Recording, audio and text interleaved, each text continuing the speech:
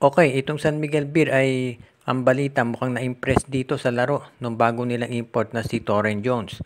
Na galing na o dumating na dito si Jones nung Panglunes at nasabi nga nila na maganda raw ang naging performance ito sa practice at isa ito na tinatawag talaga na mahusay na rebounder at defender.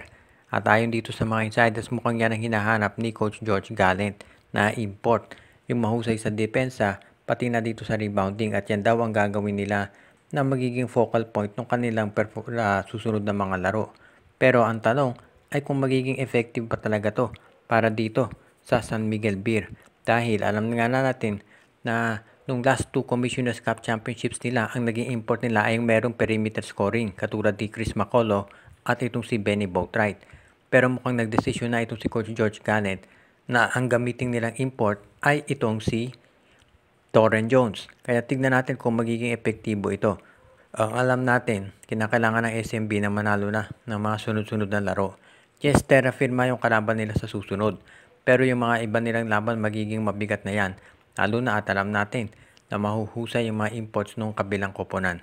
Kaya masasabi natin na matindi ang pressure ngayon dito sa San Miguel na mag-deliver talaga. Lalo na at syempre sila ang defending champion. At hindi pwede yung ganyang simulan na sobrang hina. Asahan natin na ang San Miguel posible rin gumawa pa ng trades kung hindi nila mapapahusay yung kanilang performance ngayon.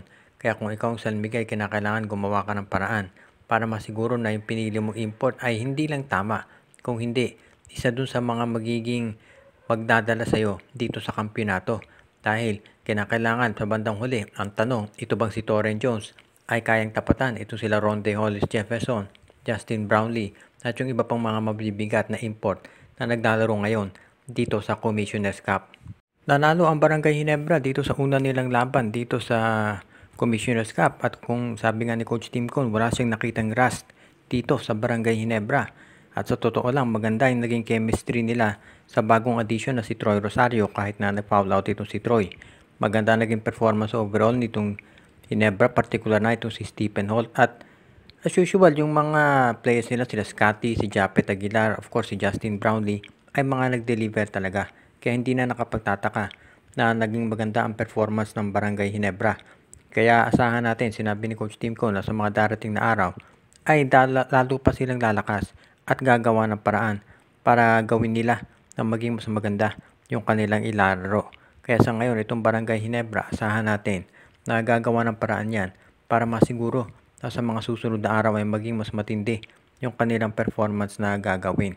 Kaya itong Barangay Ginebra sa tingin ko, magiging isa yan sa mga title contenders dito ngayon sa PBA Commissioner's Cup. Dahil syempre alam naman nila na hindi sila basta-basta na lamang sabihin na natin na pwedeng maliitin kahit undersized yung lineup nila. Dahil ito si Justin Brownlee, nakita na natin yung naging laro niya, masasabi talaga natin na ready na to na maglaro at gawin ang lahat para magkampiyon itong Barangay Ginebra. Kaya sa ngayon, pwede nating masabi na itong Ginebra ay isa talaga sa magiging mga top contenders. At asahan din natin na syempre kung ikaw ang Barangay Ginebra, abay kung kinakailangan gagawa ng trades, gagawa yan. Pero sa ngayon mukhang okay itong lineup ng Barangay Ginebra lalo nga yung pagdagdag dito kay Troy Rosario. Syempre first game pa lamang yan, kaya asahan natin na sa mga susunod na games may mga maidadagdag pang magandang addition dito sa Barangay Ginebra. Pero so far so good. Maganda yung naging performance itong Ginebra kaya asahan natin na sa mga susunod na laro ng Ginebra at magkakasunod-sunod na yan, magiging okay rin lalo ang laro nila. Ang mga bagong PBA teams ngayon ay determinado raw na pumasok dito sa PBA kahit na ayon dito sa balita ay hinaharang daw nitong SMC lalo na yung pagbenta dito sa Terra Firma Jeep. Ngayon, ang tanong na lamang ay kung ano ang magagawa nila. Well, kung sakasakaling nga naharangin ng SMC yung pagbenta ng Terra Firma, walang magagawa yung mga bagong PBA teams dahil kung hindi for sale ang Terra Firma, wala silang magagawa, hindi nila mabibili. Ang pwedeng gawin ng mga bagong teams katulad nitong Star Horse Shipping, itong Families Brand Sardines at iba pa, ay gumawa sila ng sarili nilang ball club from the ground up, ika nga. Medyo mas mahirap yan dahil syempre mas maganda kung bibili ka na lang ng koponan para yung mga players sa draft picks nila ay makukuha mo. Katulad ng ginawa nitong Converge Fiber Xers, yung binili nila Alaska Aces, ibig sabihin nakuha nila yung mga top players sa draft picks ng Alaska. Hindi na sila kailangan pang kumuha sa dispersal draft. Kaya sa tingin ko yan ang magiging maganda para dito sa lineup nitong Star Horse, Families, Brand Sardines at iba pang teams na gustong sumali dito sa PBA. Ang tanong na lamang ay kung matutuloy ba ito. Kasi sa ngayon, kinakailangan natin i-considera na itong mga pagsali sa PBA ay hindi yan maliit na bagay dahil una-una ang laki ng gastusin para ikaw ay magkakaroon ng isang PBA team. Alam naman natin dati pa 200 million daw ang ginagastos para dito sa isang PBA team. At iyan ay yung typical na PBA team. Kung katulad ka ng SMC, sinabi nga ni Ramon Ang, bilyon ang ginagastos niya sa pagme-maintain ng PBA teams niya. Isama mo pa yung mga farm teams na Northport at Terra Firma. Kaya sa tingin ko, kinakailangan pag-isipang mabuti ng mga bagong PBA teams yung gagawin nila. Pero, sa totoo lang, mapera naman itong Star Horse Shipping Lines, yung Families Brand Sardines, yung Strong Group Athletics. Kaya hindi na nakapagtataka na determinado silang sumali dito sa PBA. Natalo ang Magnolia Chicken Templados dito sa TNT Tropang Giga at bumagsak sa 1-3 ang record nila. Ang isa pang nakasama dito sa Magnolia ay nagkaroon ng knee injury itong si Xavier Lucero at listed na day-to-day ang kanyang status. So hindi pa malalaman kung kailan ito makababalik. Ganyan din ang sitwasyon dito sa kanilang point guard na si Paul Lee na mayroong rib contusion kaya hindi lang naglalaro ito.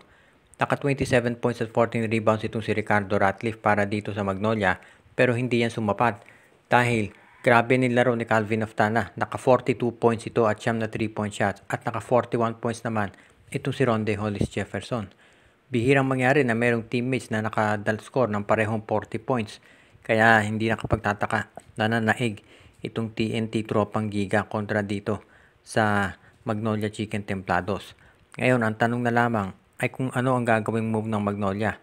Magpapalit nga ba sila ng import? Ang sabi ng iba, panahon na talaga para gawin niya ng Magnolia dahil nakita na nga natin na 1-3 na yung record nila. Ano pa bang iniintay ng Magnolia? Pangalawa, meron kaya mga trades na gagawin lalo na at nadadali na sila ng mga sunod-sunod na injuries. So, huwag na tayong magulat kung sakasakali nga na ang Magnolia ay gumawa ng trade para mapalakas yung kanilang lineup ngayon dahil kinakailangan nila na sa lalo't madaling panahon ay gumawa na ng mga changes dahil ang hirap nito kapag pinaabot nila ng playoffs at wala silang nagawang pagbabago sa lineup nila, maaga na naman sila ma-eliminate sigurado kahit na maganda pa yung nilalaro ng kanilang bagong rookie na si Jerome Lastimosa. Kaya yan ang aabangan natin yung mga pagbabago na mangyayari dito sa Magnolia Chicken Templados. Kung sakasakali nga na gumanda ang laro nitong Magnolia, maaasahan natin na yan ay dahil magpapalit sila ng import o kaya ay gagawa ng trade. Pero yung ganitong klaseng setup ngayon ng Magnolia, may hindi yan magiging maganda para doon sa team kaya kinakailangan talaga ng pagbabago para mag-improve laro nila.